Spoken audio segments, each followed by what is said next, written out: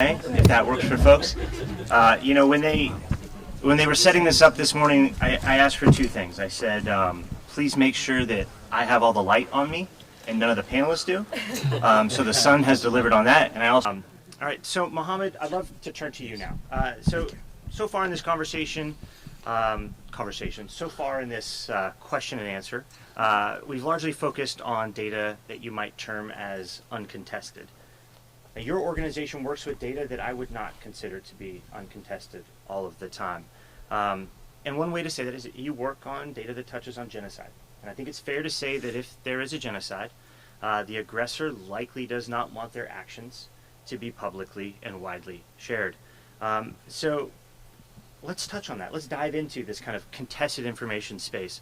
What has been your experience handling sensitive data on our current web? And how have decentralized technologies potentially offered you advantages when you're working with contested information? Right, thank you very much. To give you a context, of course, I did mention since yesterday, we are dealing with one of the most persecuted and vulnerable minorities and illiterate as well at the same time, which been brainwashed and said that anything they have or exist like document or videos, these are all useless. And a lot of Rohingya who had a lot of these documents of historical documents and ID from 1960s, 70s, they're dished either in Burma or it's been, prone to flood or fire, and so and a lot of them are destroyed. Since 2012, we started this digitization process where we've been bringing awareness that these documents are extremely valuable because people thought that we are stateless, these documents are not valuable, and people have been taught. And it is extremely, tiring to tell people to preserve and go physically to houses, give their consent and so on and so forth. Till 2016 and 17, when accelerated genocide happened, where a number of people are killed and people have smartphones to record that live burning of human beings and so many atrocities. And we started to tell people these are extremely valuable data that we need to collect, and then we don't have internet back in Burma, that they need to so we had to smuggle about 90,000 phones into Burma from Bangladesh, and also SIM cards that has internet data. Some of them, the more farther you go from the border, the less connection you have. So when all these data have been collected and many people died or killed, and then the only way we could do is through Facebook or through any other, and then Facebook deletes all those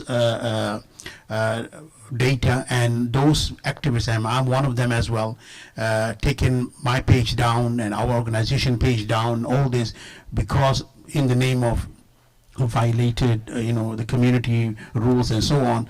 So much of data has been lost, and then we started to collect all this, archive it offline, and which is also not a solution for many other people. That's where I started to look into decentralization of this data. What can we do? How can we do? So decentralized, in a way, we started in 2016 and 17 not using directly. There's not enough mature technology, so we put it in a way. We put some in Google Drive, we put some in Dropbox, we put some here. Somebody keeps a copy, another keeps a copy. So we track record of this, and then we started to build this archive called RGA, Rohingya Genocide Archive, where we put in different places, and we have different catalog. We put metadata in one place and we put the data in another place. That's how we've been. And it's been so instrumental when Gambia has filed a case in ICJ against Myanmar. So we became very instrumental to provide over 600 video that is so graphic that compares to genocide. And our website has been down, it's been attacked on multiple front and so on. So that's what I believe, that decentralization would help in many ways of storing this in a more sustainable way, which we're still searching for. There is one aspect, of course, the other aspect, which is the cultural documentation and cultural data of Rohingya, which is a huge archive itself. The history, the tradition, the culture, the song, the food, and the map, And one of the sad things is that Arakan, the land Arakan, most of the villages has a Rohingya name. Today, if you can Google, if you look at the Google map, most of the Rohingya names have been removed from there by the Burmese military, or I don't know how, but it's totally gone. So we are trying to reconstruct that map also with the Rohingya name and village name, ripping off all those. So yeah, since Filecoin and Internet Archive, we've been working for last 6-7 months to put all number of data that include Rohingya, all the open data as well, which is the language, the cultural aspect of it. But the genocide, we're still considering what could we put, what cannot put, what is sensitive, what is not. But of course, we figure out that maybe catalog would be a good point to display, not the actual data, the catalog, how many atrocities, rape been committed, villages been burned and killed, and so on and so forth. So yes, it's still we are in learning process in many ways. But one thing that I want to say is that technology will evolve time to time, but I'm not here. I'm not going to wait until technology perfects. I'm still going to scrape it, everything that we have, and whether centralized or decentralized, collect it, and then we'll find a solution along that line. Yeah, that's great. You know, that last line there, I couldn't take the notes fast enough about not waiting until the technology has perfected itself. You don't have the luxury of waiting like that. And I'd love to return to that when we're talking in the second phase of the discussion.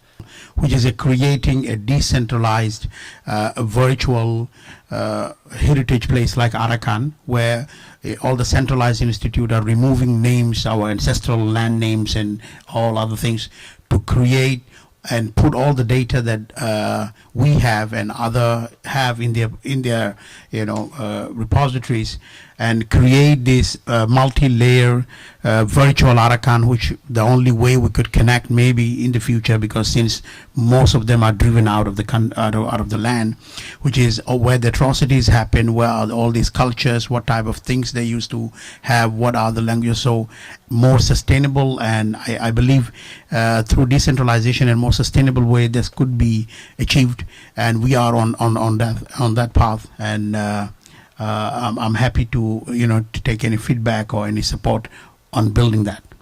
Thanks, Mohammed. So as you know, based on my red-green color blindness, we either have 5 hours or 10 minutes left for the Q&A. The decentralization inherently kind of makes it more widely available. So how do you kind of square that? I think we don't have the time to go into all the archives, so we have separated different archives. One of them is called RGA, Rohingya Genocide Archive, that is totally private, only metadata available on a basic data on the request of accountability, such as like ICC and ICJ. We release those, and sensitive information, any information that linked directly to any human being existing. So we have a number of protocol that we are working on with multiple international agency. One of them is Witness as well. Of course, in terms of historical and other data, that what we try to collect is cultural, language and heritage and all this. So that what we are looking into, making it public at the same time. But not necessarily if you put in a decentralization that you cannot hide. So there's way you can put in a private wallet, which we have tried on multiple blockchain on a specific data, but the data can be pulled out. Of course, there are difficulties to do that. As I told, that we don't have the luxury, to get all these things in line, but we are working on it as much as. So there's a lot of things is based on policies, what to give access, what not to give access, so that we don't do harms, so that that person is not double victimized, and so on and so forth. Thank you, Mohammed. I think you might have done a better job of keeping us on time than I have, so I appreciate that.